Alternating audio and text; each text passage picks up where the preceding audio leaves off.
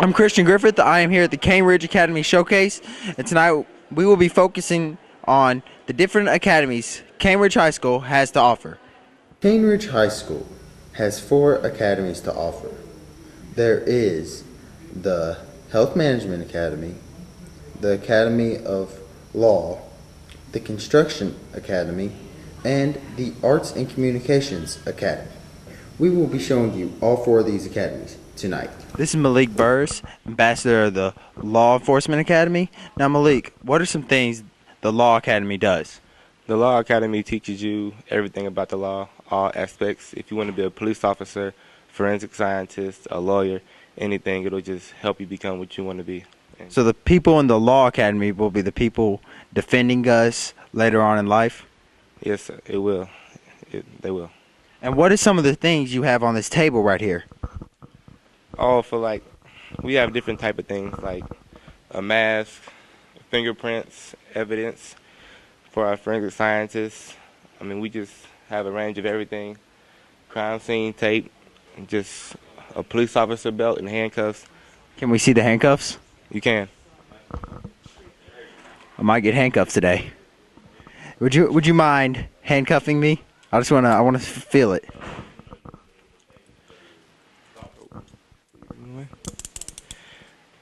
There you go. You don't want to be behind bars any day. Nah, you don't. Well, thank you so much, Malik. Now we're here over where y'all do your mock trials. Can you explain what mock trials are? A mock trial is a fake trial for our young lawyers and for our young lawyers for the future. We have this bench over here, and this bench is this is where the jury sits. Our defense sits right here. The prosecutor sits right there. You have 2 lawyers for each side. The defendant and the prosecutor will have 2 witnesses who sits behind them on this bench. Right here, I'm gonna show you.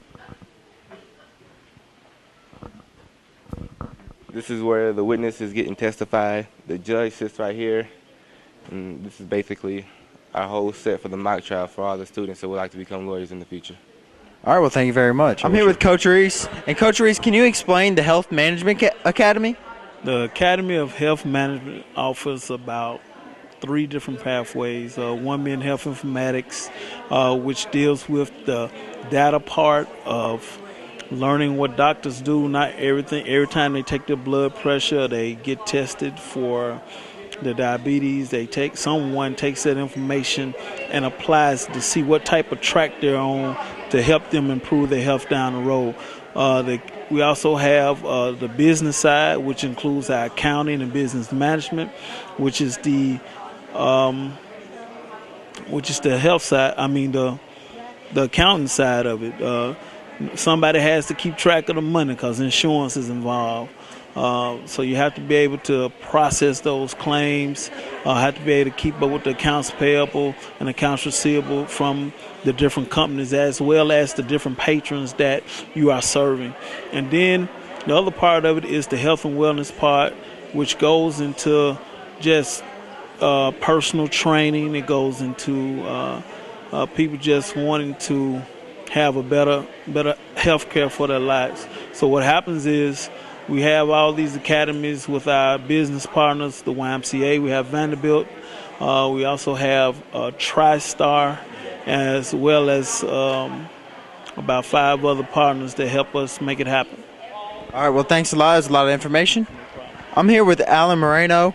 And, Alan, can you explain what you have all going on this table? Well, actually, this is the part of the Health Academy. This is the section of the health. One is business and one is health. So what we have here is what juniors will be expecting for them in anatomy class, which is dissecting. And it's all about learning about the body. So we can't really go into our body. So we use animals for dissection. So we actually learn what are the organs inside of an animal. So we kind of have to cut inside, explore their bodies inside, so the students can be skilled and ready mentally, because so many students are so disgusted by, the smell and the touching and all that. But if you really think about it, if you want to be a nurse or a doctor, do you think they will be disgusted by this type of things? I would be. You would? Yeah. But you can't be a doctor then. I know, that's why I'm not a doctor. See, you can't be a doctor, go into the emergency room, seeing all this blood, and being disgusted. That's why we have our students being prepared so they can be ready when they go to college in the real world for a dead body, any type of thing they need to face in the medical field. Well, can you explain and show us what this stuff, all this is? Well, right here we have a cat. It's a dead cat. And as you can see right here, there's like hair still here because we're not doing nothing to the head. Mostly what we do is cut this side of the stomach, so that's why it's all like shaved or cut. This is the structured bones of a cat too. This is the body. I believe this still has the bones inside.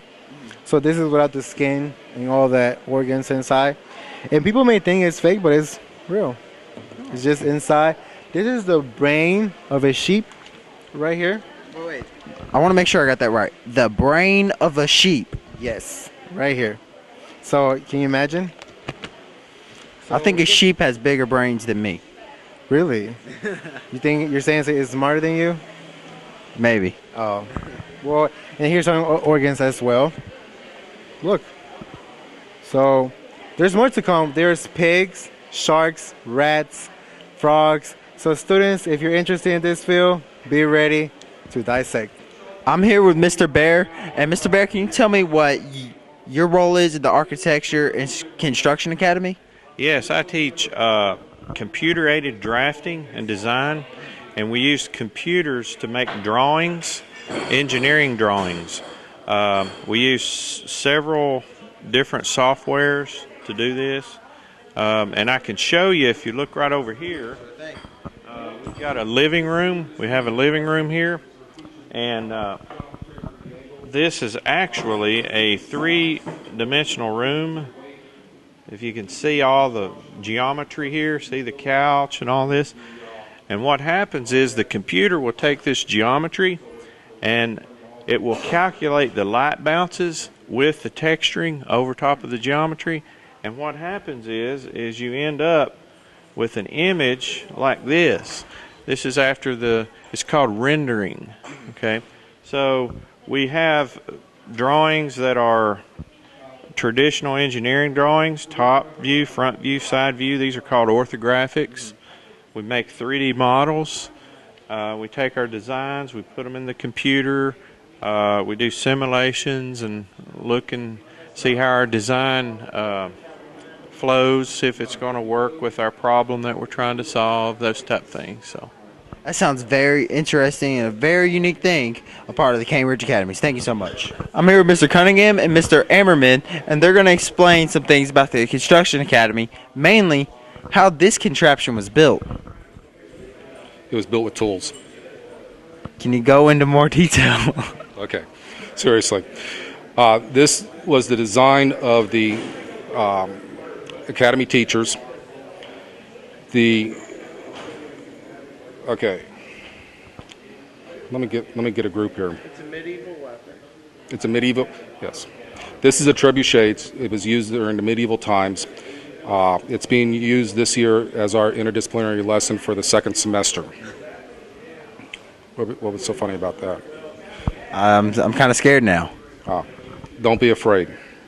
Now, our interdisciplinary lesson started off with a history lesson by Mr. Bright and Miss Enco, and it went on down to starting off into geometry, to learning about the angles for structure and strength, and then Mr. Carlisle's teaching about the engineering principles, Mr. Bear's teaching about how to draw it and design it, and my students are bringing it into the carpentry lab and building this.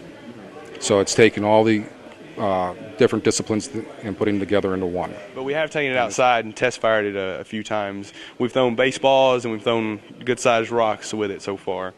No watermelons? No watermelons, not yet. Whenever we get the full weight on there, because this is only 40 pounds, we're going to put 130 on there when we actually fire it. So we might be able to get a watermelon. It won't go. It might not go as far, but we could get it on there. It'd go. That's for sure.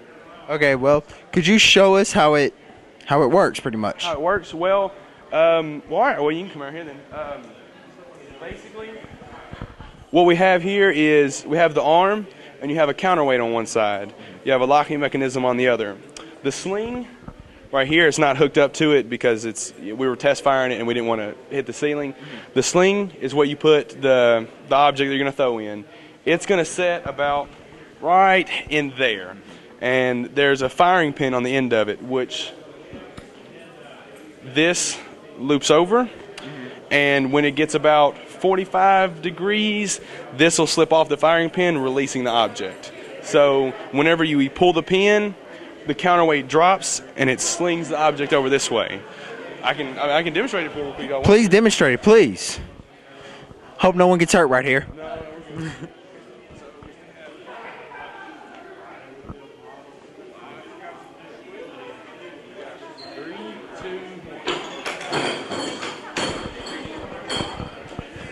Just imagine some rocks coming out on your car like that. And that's how it works. But I mean, we would have a sling that would throw it, but for space constraint, we can't put that on there. So, how long did it take to build this? During 1 hour class periods, it took about 2 weeks. But that's working on it, just in the class period. That's not working on it, consistently. So that would be every other day. Yeah, that's every other day. So that's why it took so long. But the design, all the design and everything was done by Mr. Bear and his CAD classes. They have it all drawn up in AutoCAD and all the dimensions and everything like that. So they designed it and we built it. So. All right, thank you. That's a cool way. It shows how all the construction paths come together to build this unique medieval mechanism. We're going to head into the construction lab right now, and this is where that medieval slingshot was made. As a matter of fact, we have Cody Howard here to explain some of the other things they have made in this lab. Christian, we also made sections for the drywall and electrical lab to make the drywall, put drywall on the walls, and the electrical lab to hang up lighting and other fixtures. And I built this with one of my co-workers, Alex Mason and Darren Pendergrass. And what type of classes will be doing the drywalling, and what classes will be putting up the lights? The carpentry people will mostly do the drywall, and the electrical lab, the electrical students will put up the lighting and fixtures and hang all the wire. Is there any tools around here you would like to show that are unique and that a lot of people would not realize help construction sites and build things? Sure. Let's go. Let's check it out. Here's just a few basic tools. Nobody would know what this is. These are called clippers. They clip metal and sheet metal, so you can fix everything. And this is actually a voltmeter for the electrical lab. You just clamp it on a wire, or you can stick it in an outlet, and it tells you right here digitally what the volts are. And that's about it. That's about it. Well, Cody, sounds like an interesting pathway to be in. Something these incoming freshmen and upcoming sophomores might want to choose to be in. Thank you so much. I'm here with the ROTC. Now, can you explain what the JROTC actually is? JROTC is basically a unit from the military where we train better citizens for America, which is actually our mission. We have no actual pushing cadets into military. We basically just take high school students and we get them to think about responsibility, and we help them get discipline. We prepare them for college and stuff like that. We help them learn basic workplace things like listening, who's in command, being able to follow, being able to lead is a big thing. We help them out with multiple different things. And what are some of the things that y'all have done in the classroom? And as you see in the backdrop, we have trophies. And what are the trophies for? Some of our trophies are from drill competitions from our past. We have different trophies and different plaques for participating in parades, including the Veteran Parade in Nashville and the Christmas Parade. In the classroom, we teach different things like the science of aeronautics, how space, stuff like that, flying into space, how that works, how flying a plane works, different things about, Air Force. And what is that you have on your shoulder, and can you explain what it means? This thing? Yes. This is our flight. These are our different ropes that we have. Different ropes certainly mean different things. This one is Honor Flight Commander.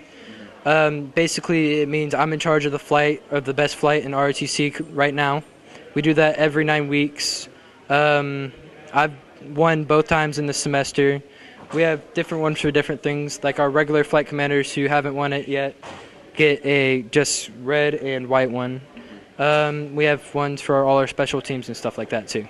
All right, it sounds like an interesting thing that these incoming freshmen may want to join. Thank you so much. Can you explain what the art pathway is like? The art pathway is a place where people can communicate through their art and creative minds. And is any of this artwork yours? Yes, actually I have a sketchbook opened up on this table over here. Okay, and what type of art do you mainly do? I'm really big on street art and graffiti, but I'm moving towards fine art now that I'm in the art pathway, so. So, kind of like the graffiti art we have there, is that kind of the stuff you work on? Yeah.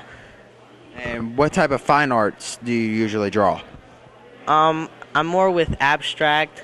I love abstract. I love the idea about it, so. All right, well, thank you so much for this interview. Thank you.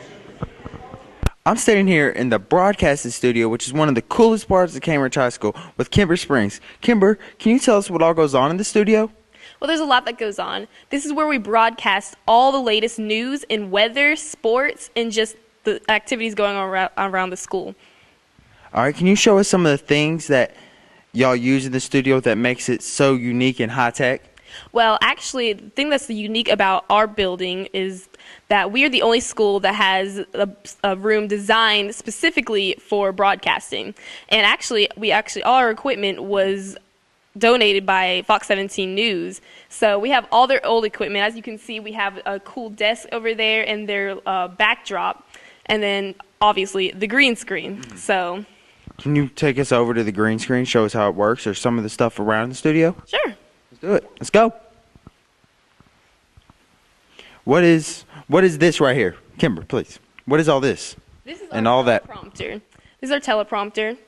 We use it so that when we are showcasing and talking about the news and whatnot, you can look onto the screen and read off of it and be able to look like you're looking at the camera. So that's how we go about instead of memorizing scripts. A cool behind-the-scenes technique that you normally don't see. Now, what about the green screen? All right, here's our green screen. This is used for the weather and any sort of thing that we may need a backdrop for that we can't use the skyline for. So, yeah, someone stands in front of it. You can come over here. I don't think it's on right now, but... It's not on right now, but the camera will look into what's going on over here, and in the control room, they use backgrounds and they can put anything you want on the backdrop. So we use a lot of weather maps and other sorts of things for that. So now I believe Zach is in the control room, and we're going to go check out what's back there. Now I'm heading back to the Caneridge control room, where all the production is done. Right now, Zach, what are you doing, and what is all this equipment? Right now I'm in the control room here, and this right here is the TriCaster. It allows us to switch between the different cameras. So normally we'd have the two different cameras set up, and this is what's going to be appearing on the screen. So you're seeing here we have a backdrop, and we can switch to camera 3, where our anchor will normally be. And over here, this is our soundboard. It allows us to switch between the different mics, between the different anchors, such as sports, weatherman, and the lead anchor, so we can monitor both what's on the screen and what you're hearing at the same time. It's a lot of cool things that a lot of people don't know about that you learn here at Caneridge High School. Thanks a lot, Zach. Well, that does it for me, Christian Griffith, here at the Caneridge Academy Showcase. For all you upcoming freshmen and upcoming sophomores, I hope you choose the right academy. I'm going to go over here and play with the green screen. Hello, I'm Jasmine Stevenson. Recently, Caneridge had the privilege of hosting a few guest speakers from our local business community. These speakers gave their valuable time so that our academies of Nashville could hear their inspiring stories. Let's take a listen. Time, let's welcome Greg Powell. Thank you so much. By show of hands, how many of you don't want to be here this morning? Too bad. this is going to go on whether you want to be here or not. For those of you who really want to be here, I've got some things I want to share with you. We just watched this video, and obviously this video is telling you something. It ended with, what does all of this mean? All of these numbers, all of these statistics, all of this information about technology, about the changing environment that we live in today. One of the very first clips talked about, the fact is, we are training people today for jobs that don't even exist. You understand what that means? That means that if you make a decision today to train yourself on the old traditions, you will be outdated when you graduate high school. Right now, everybody is probably in tune with the economy. Some of you are affected, your parents, your families, and different things are affected by the way the economy is today. A lot of layoffs, right? A lot of people out of the job. Did you know that there are 1.1 million jobs available right now? You know the problem? The people that are unemployed are not trained for those jobs, because those jobs are in technology. Those jobs are in all of the fields that cause this type of communication. And the reason they're untrained is because years ago, someone stood in front of them, just like I'm standing in front of you, tried to warn them, tried to tell them that the way that they're doing things, the way their parents have done things, is no longer going to exist when they graduate high school. They didn't listen. They made a decision, a choice, to do it and build their future off of traditional methods. If you make that same decision today, tomorrow, next year, 2 years from now, if your decision is, I am going to build my future on what everyone else has done, then you will be one of those unemployed. I'm just giving you real facts. I know a lot of times you want to be talked to, and you want people to tell you things that make you feel good.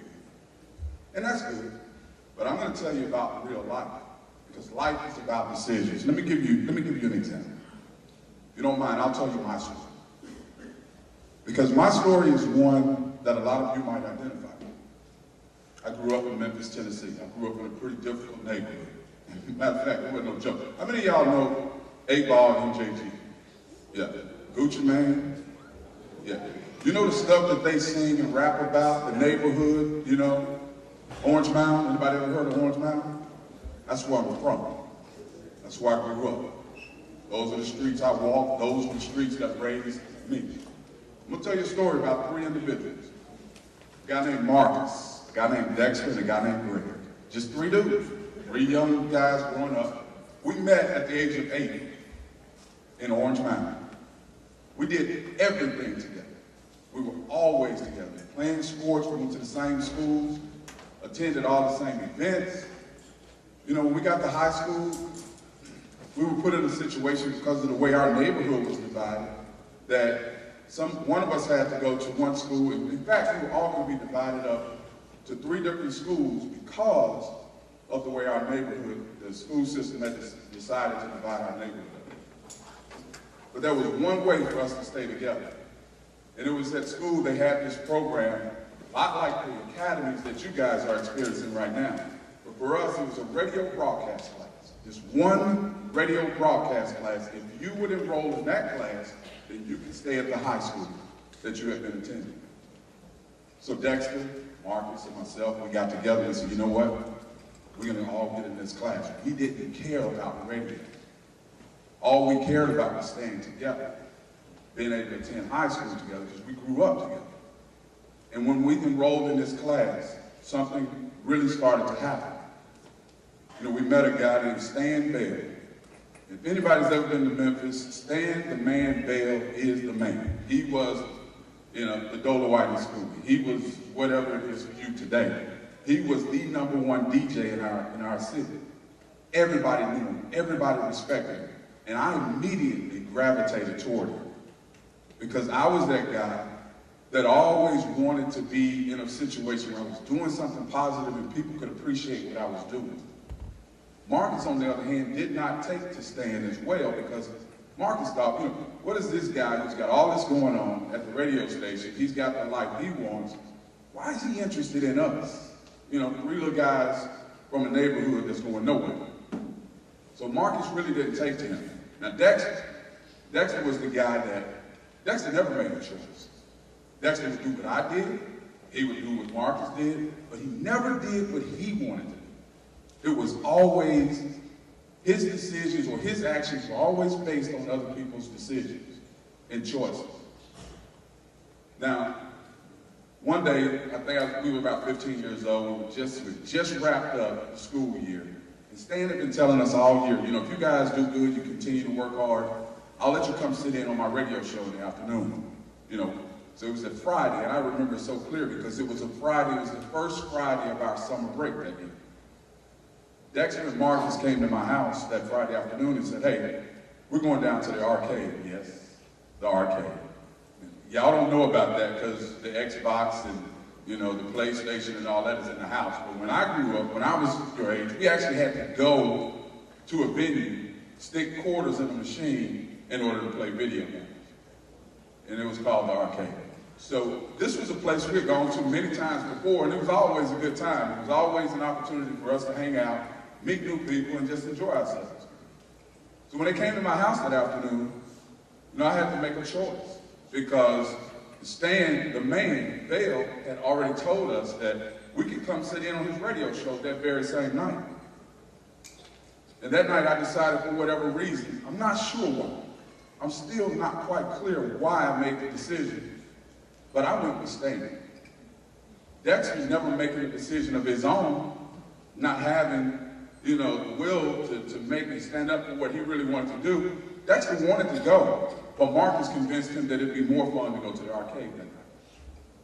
Well, a couple of weeks before that, Dexter told me, he said, you know what, Greg, we were at the arcade, Marcus met some guys, I'm not sure about these guys, don't really know them, you know, and I'm not sure what they're up to all the time. And I was like, well, just, you know, be careful. You know Marcus, I trust Marcus, you trust Marcus, you know, but you know, stay clear of stuff you know is not going to lead down the right path. And I don't think I said it quite that way, but you know, that's the gist of it. That's kind of what I meant. And so Dexter decided that night that he was not going to go to the radio station. He went to the arcade with Marcus. Marcus met up with these other two guys that Dexter really didn't know. They went to a convenience store right next to the arcade. A convenience store we had been to many times before. The owner knew us personally, knew our parents, knew all of our family. And they walked in, Dexter unexpectedly, you know, not expecting anything to go on other than to walk in and do what we always do, pick up some, you know, chips or soda, whatever, and get out of there. He had no clue what was going to happen there. And it's still unclear whether or not Marcus knew what was going to happen. But the two individuals that they met at the arcade that night had something very, very different on their mind. One of them pulled a gun that looked real. It was a toy gun, later it was discovered, and decided he was going to rob the convenience store. Well, the convenience store owner obviously pulled out a gun, started firing. Everybody ran out of the store. Dexter did not know what was going on. He was only there to do what we had always done. So he's standing still, got hit by a stray bullet. Dexter fell and died on the spot. Marcus ran, the other two guys ran, they were later caught up. On my way home from the radio station that night, Stan and I had to drive right by the arcade. I saw the police cars, I saw all the lights, but we kept driving. He took me onto my house. When I walked through the door, my mother told me what was going on. She told me what had happened. She told me that that night, they were in that store, Marcus walked in, they met these other two guys, they went to the convenience store, and these guys, still uncertain whether or not Marcus knew, these guys made a decision. They made a choice that they were going to rob that store. Well, the owner of that store had to make a choice too. You know, stare down the barrel of a gun, get shot, get robbed, or defend himself. And he chose to defend himself. In the process, Dexter, who never made a decision of his own, always following someone else's lead, decided that he would go into that store, and he also failed that night, never walked out. I don't know if any of you know the impact of that, but at 15 years old, about to be 16, I didn't understand all that. It was hard. It's still hard for me this day. Marcus ended up doing 15 years. Got out about 5 years ago, he's back in again. Because Marcus made a choice too. Dexter made a choice. Dexter's choice was not to make a choice. I made a choice too. I decided not to go. So you got one person who decided to do wrong, one who didn't decide at all, and one who decided to stay the path. You today have a choice with me. And I'm going to talk about choices. You know, I researched choice, the word choice, because I just want to make sure that when I talk about this, that it made sense to you. And what I found was Webster defined choice as an act of selecting or making a decision when faced with two or more possibilities. This morning, every one of you woke up, right? You're here. Obviously, you got out of your bed, you stood on your 2 feet, and you had a choice to make. I'm going to school today, or I'm not. You're here, so you made the right decision. You chose to come to school. Every single day, we have to make choices. Several times a day, we have to make difficult choices. And we cannot run from the choices we make. So I broke down choice. Let's see, the first C for me, what exactly does that mean? Well, I gotta change. I need to change something about my life every single day. The only way I'm gonna get to a point to where I'm relevant 10 years from now with these statistics that have been shown to me today, I've got to change something about what I'm doing right now. If I don't like what I see, if I don't like the neighborhood I'm in, if I don't like the adults that I see doing things, if I don't like it and I don't want it for myself, I have to change my circumstances. And you can change your circumstances. Not your teachers, not your principals, but you can change that. What does the H in choice mean for me? For me, I have to hold myself accountable. But every decision I make, whatever that decision is, it was my choice. And I'm going to decide whether or not I grow in the direction I want to or not. I'm not going to let someone else make that decision for me.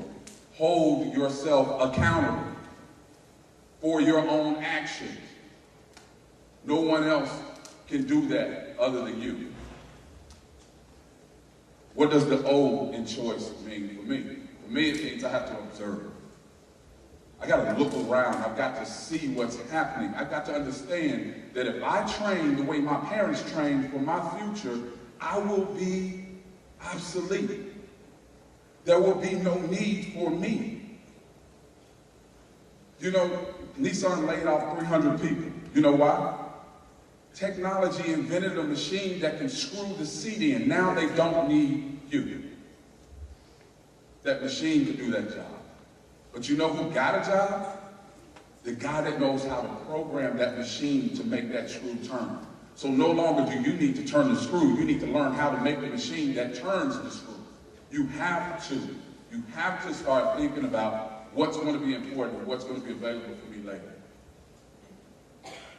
You got to observe. You got to make sure that you're looking at people that you would like to be like, who you would like to emulate, and start doing the types of things that they're doing. What does the I mean in choice for me?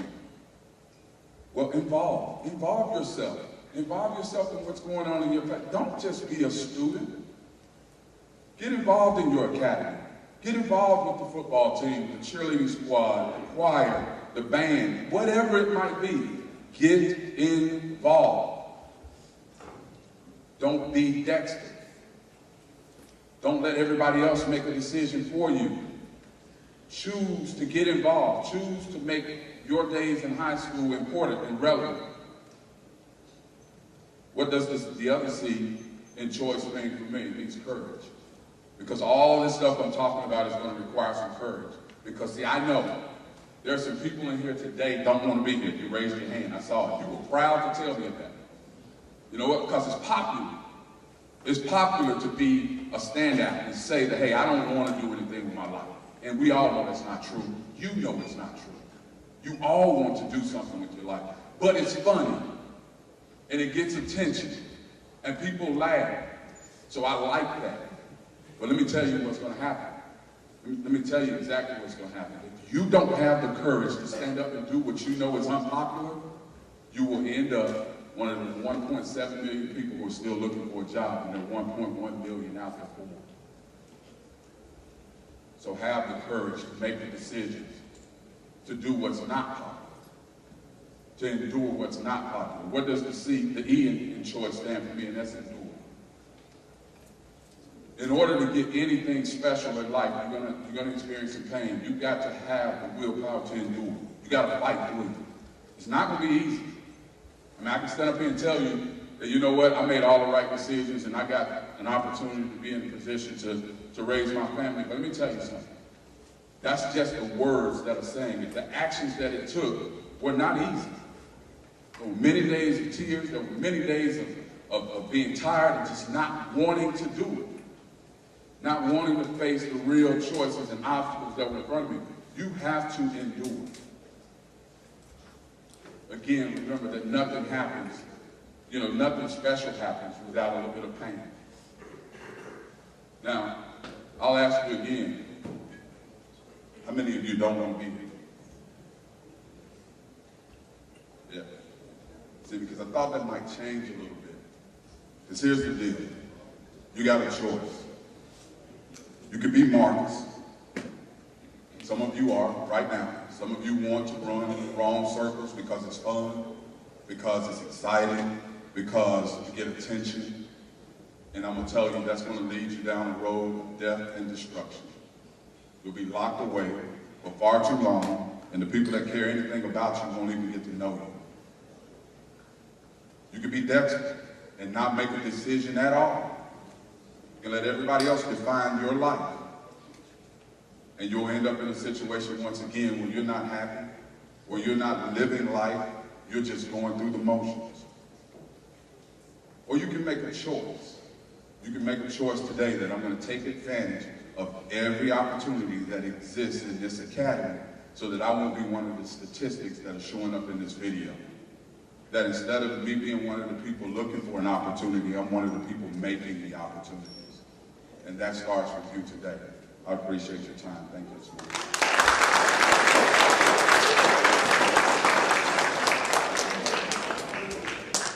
Guys, we want to thank him again.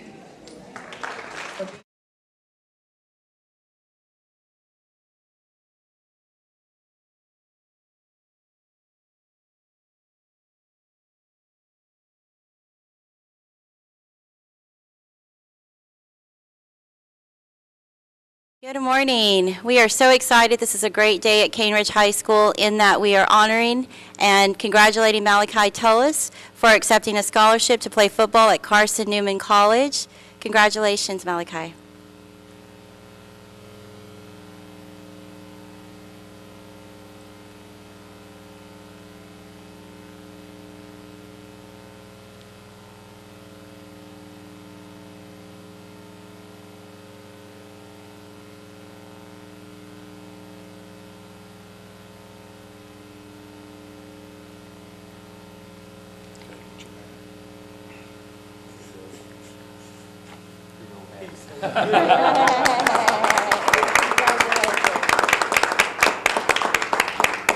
You're going to be playing football at Carson Newman. It feels pretty good. This is an opportunity, but first I want to thank God, my Lord and Savior. And I want to thank my family for, bringing me here, giving me this opportunity, and raising me up right. I want to thank my coaches and my teammates for pushing me and helping me get to this position.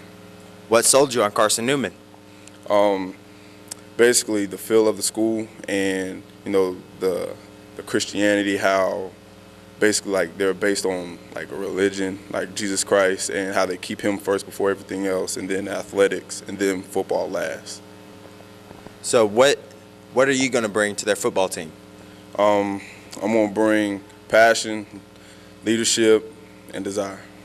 What position will you be playing? I'll be playing linebacker. All right. Do you have any goals you're going to set? To be the best young man I can be and help my community. All right, that sounds like some great goals. Now, Mother, how excited are you for Malachi finally going to college? I am very excited. I never thought I would see this day, but I just want to thank God for this opportunity, and I am just proud of my son that the Lord has given me, and we just want to give him honor first. That's a great answer. So, how much of the hard work have you had to put in for him to get to this spot? A lot of hard work, a lot of nights staying up late, just doing homework, helping him, teaching him, and just guiding him in the right direction. And we're just proud of him. We're real proud of him. I mean, we just want to continue to allow him to be the man that he is called to be. So Malachi, I understand you had a birthday yesterday, right? Yes, I turned 18, January 31st. Well, isn't this just a great birthday present? Congratulations. Coach Abner. On every Friday night, Malachi led the team on defense and brought a lot of energy to the field. Can you explain that as a coach? What he basically did was he came to play every night. We always knew what Malachi was going to bring for every game we had. He was going to be passionate about the game and passionate about the team winning and trying to be successful at everything we do. Malachi won a lot of awards and was recognized for a lot of things. How important is that for Cane Ridge? Well, it's always big to be, at the very beginning of a school and building a program. It's always big to have players like him to be able to come out and show that you have a program and that it's growing in the right direction. One of the awards he won, I believe, was the Raven Award last year. And what does that award mean? Basically, what it comes down to being the Raven Award is to showing that you have become the leader of the team. You have become the person that we are trying to show everyone the model of what we want a player to be like. Somebody who works hard every day in the classroom, in the community, and on the field. All right, Coach. Well, thank you so much. We hope Malachi has a great college career from here on out. Thank you.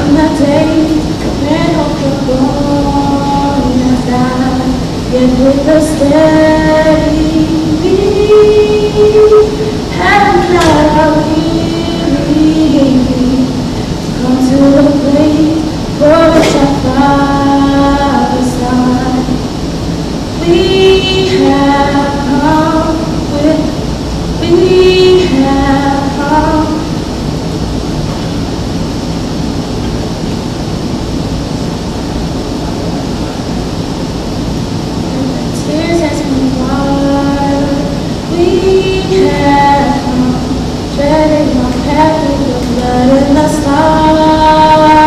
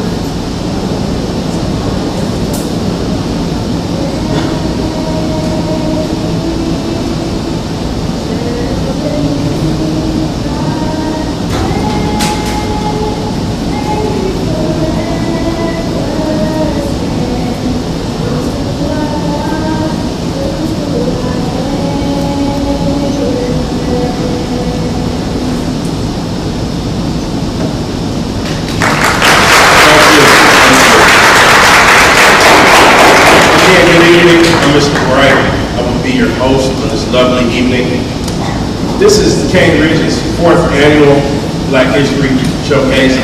And I would like to get started with a brief history of Black history. There are a lot of misconceptions and misunderstanding about Black history. A lot of people want to know why it's in the month of February. Americans have recognized Black history since 1926. First is Negro History Week, and later is Black History Month. Before Negro History Week, Black history had not even been studied or documented. Even though blacks have been in America since the early 17th century, it was not until the 20th century that blacks gained a respectable place in U.S. history textbooks. Beyond the celebration of Black History Month, and more importantly, the study of Black history to Dr. Carter G. Woodson.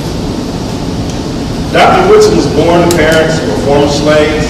He spent his childhood working in the Kentucky coal mines, and at the age of 20, he enrolled in high school. He graduated within 2 years and later went on to earn a PhD from Harvard University. Woodson chose the second week of February for Negro History Week because of the birthdays of Frederick Douglass and Abraham Lincoln. Abraham Lincoln was the president that passed the 13th Amendment, abolishing slavery in the United States forever.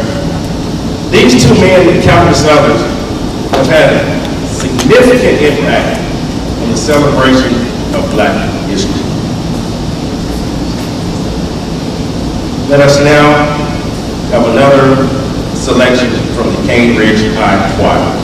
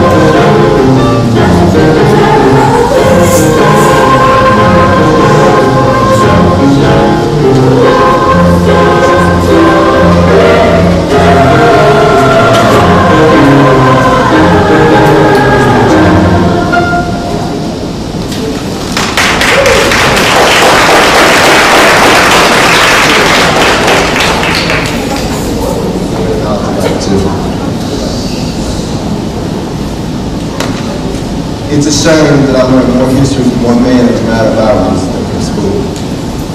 Or how blacks and niggas are different, how some of those people are still fools. This isn't just about how Martin Luther King gave one of the greatest speeches, or how Rosa Parks in New York received to a white man who was supposed to be discreet. But I once heard a man during my learning in vast lessons, Smokey Robinson, spoke a poem and how he's proud of being American. He once said that if you have one drop of black blood, like they say, then you're black anyways. But just because you are here now, and this is Black history, does not prove that you know the mystery. But is it really just another month of Black history, or is it another month of dreams continuing? Is it just another holiday, or is it just another feeling? Is it a present or a fight that is still being argued? So, what if I told you that black on black violence is Black history every day that it is committed and another day comes by? What if I told you it's not the dreams and legends in our minds that are forgotten, but it's the history of blacks that really died? What if I told you that? What if I told you that?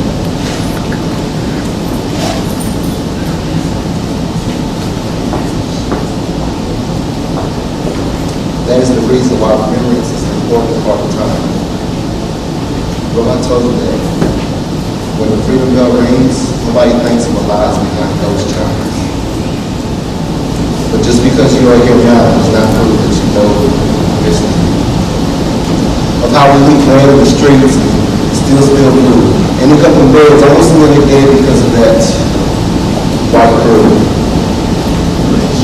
But we came to advance the words that will always be fighting for us. You see, black isn't just another color. It's not just another stain. It's more than an excuse to keep us restrained. Black runs through our veins. Nigga is like Jesus or God. It's always used in vain. But we have came so far and have not yet realized our limits. You know, black can be a proud and spiritual word, not just something in ignorance, which I find absurd. And it's definitely not sane. So I say to you, let the black rain. You think that you're on your way, life lined up on the mirror, don't blow it. Whoa, look at me when I'm talking to you. You're looking at me, but I'm looking through you. I see the blood in your eyes. I see the love in disguise. I see the pain hidden in your pride. I see you're not satisfied. And I don't see nobody else. I see myself. I'm looking at the mirror. Here we are, yeah. Through my rise and fall, you've been my only friend, yeah. It's all we never can understand the man I am. So are we here, talking to each other again. On the wall.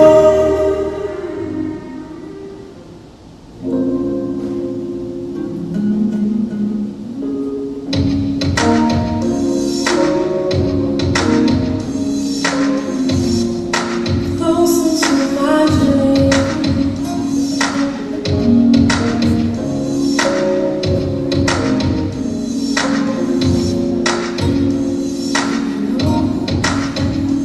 I'm getting high. Closer to my dreams.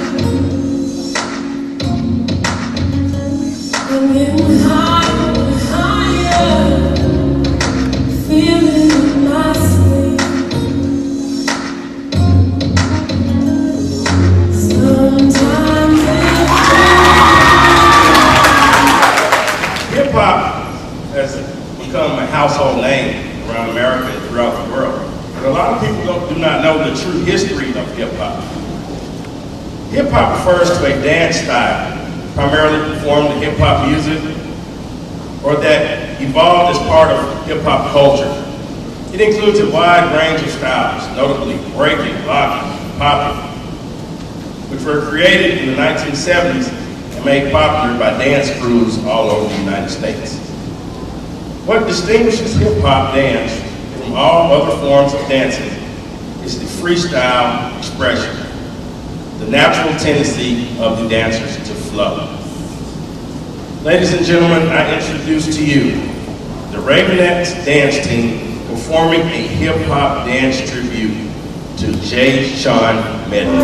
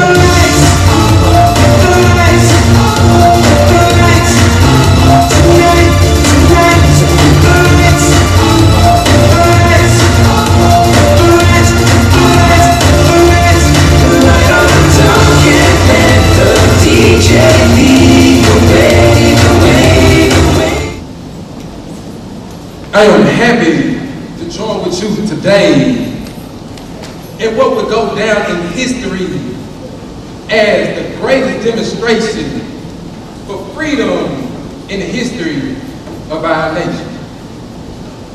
5 years ago, a great American in whose symbolic shadow we stand today signed the Emancipation Proclamation. These momentous decrees came as a great beacon of light of hope to millions of Negro slaves who have been seared in the flames of withering injustice. It came as a joyous daybreak to end the long night of their capacity. But 100 years later, the Negro is still not free. 100 years later, the life of a Negro is still sadly crippled by the metaphors of segregation and the change of discrimination. 100 years later, the Negro lives on a lonely island of poverty in the midst of a vast ocean of material prosperity. 100 years later, the Negro is still languishing in the corners of American society and finds himself in exile in his own land. So we have to you here today a traumatized, a shameful condition. In a sense, we have come to our nation's capital to cash a check. When the architects of our republic wrote the magnificent words of the Constitution and the Declaration of Independence, they would sign a promissory note to which every American was to fall here. This note was a promise that all men, yes, black men, as well as white men, will be guaranteed unalienable rights of life, liberty, and the pursuit of happiness. It is obvious today that America has defaulted on this promising note insofar as her citizens of color are concerned. Instead of honoring this sacred obligation, America has given the Negro people a bad check. A check which has been marked insufficient funds. But we refuse to believe that the Bank of Justice is bankrupt. We refuse to believe that there are insufficient funds and the great values and opportunity of this nation. We have come to cash this check, a check that will give us, upon demand, the riches of freedom and the security of justice. We have also come to hollow spot to remind America of the fierce urgency of now. This is no time to engage in luxury of moving out or to take the tranquilizing drug of gradualism.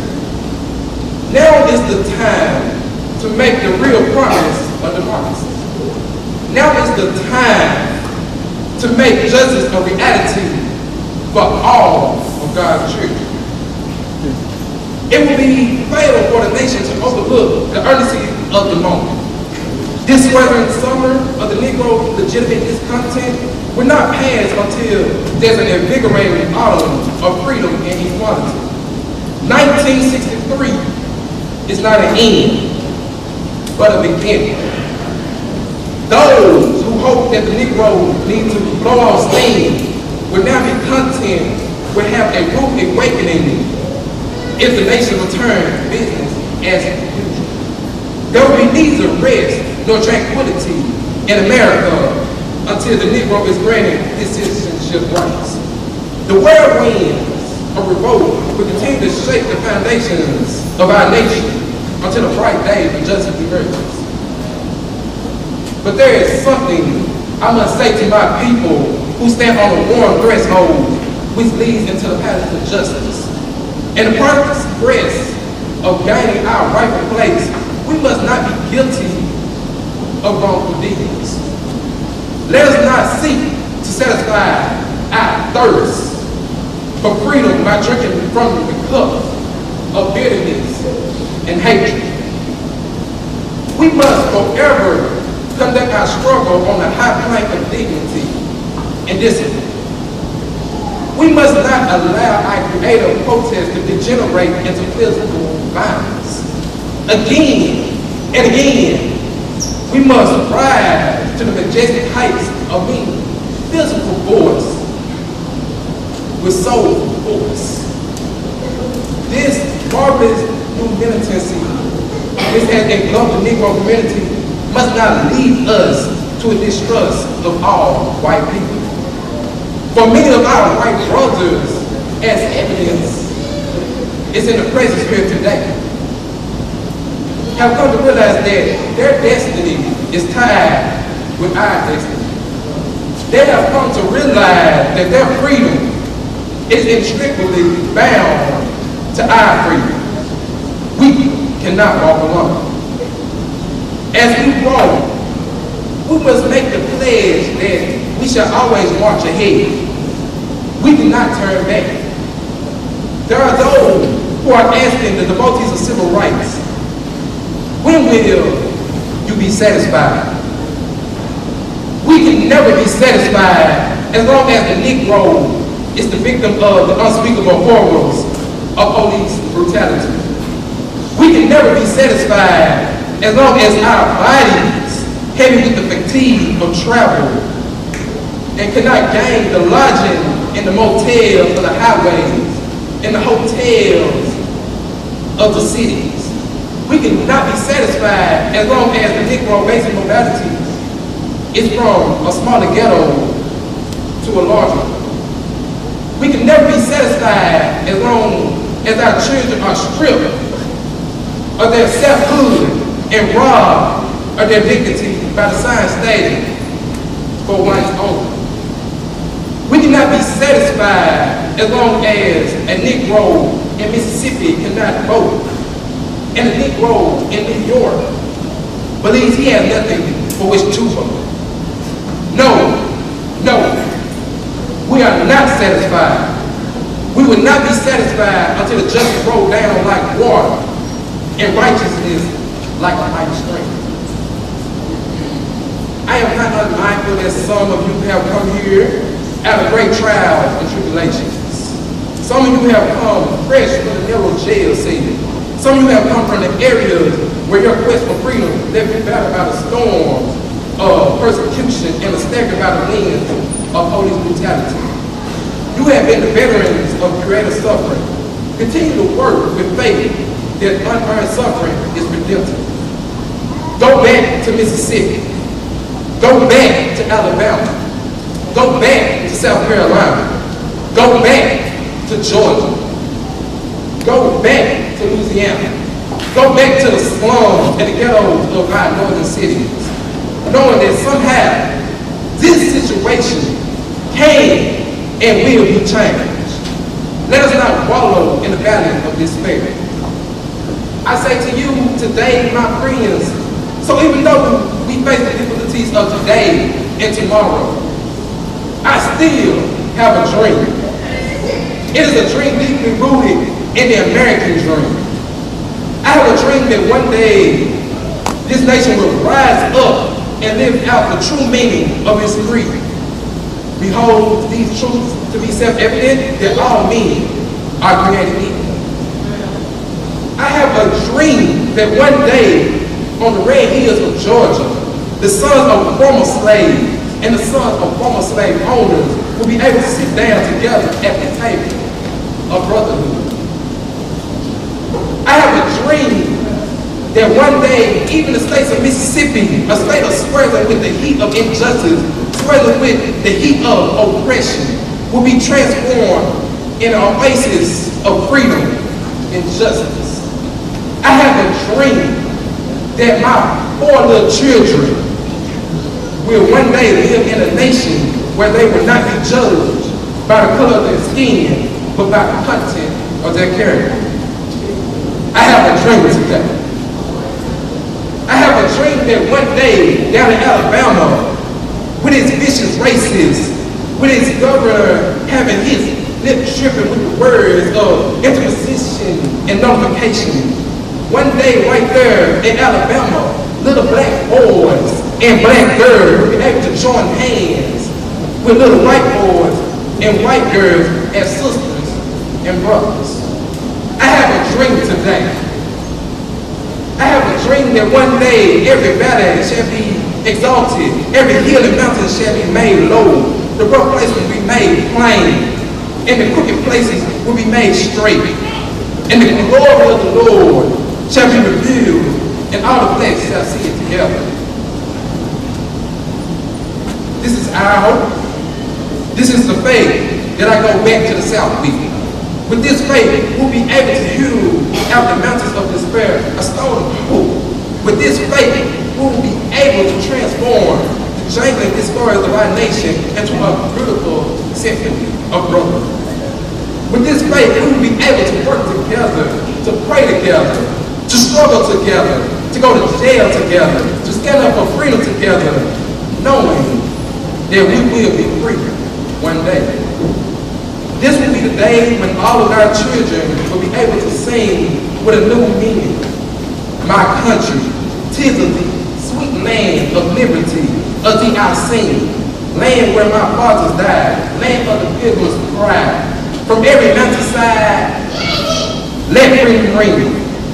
And if America is to be a great nation, this must become true. So let freedom ring from the prodigious hilltops of New Hampshire. Let freedom ring from the mighty mountains of New York. Let freedom ring from the hiding Alleghenies of Pennsylvania. Let freedom ring from the snow caps of Rockies of Colorado. Let freedom ring from the Caucasus slope of California. But not only that, let freedom ring from Stone Mountain of Georgia. Let freedom ring from the Lookout Mountains of Tennessee. Let freedom ring from every hill and molehill of Mississippi, from every mountainside. Let freedom ring. And when this happens, when we allow freedom to ring, we will let it ring from every village and every hamlet, from every state and every city. We'll be able to speed up the day, and we all of God's children, black men and white men, Jews and Gentiles, Protestants and Catholics, will be able to join hands and sing the word of the old Negro spiritual. Free at last, free at last. Thank God Almighty. We are free at last.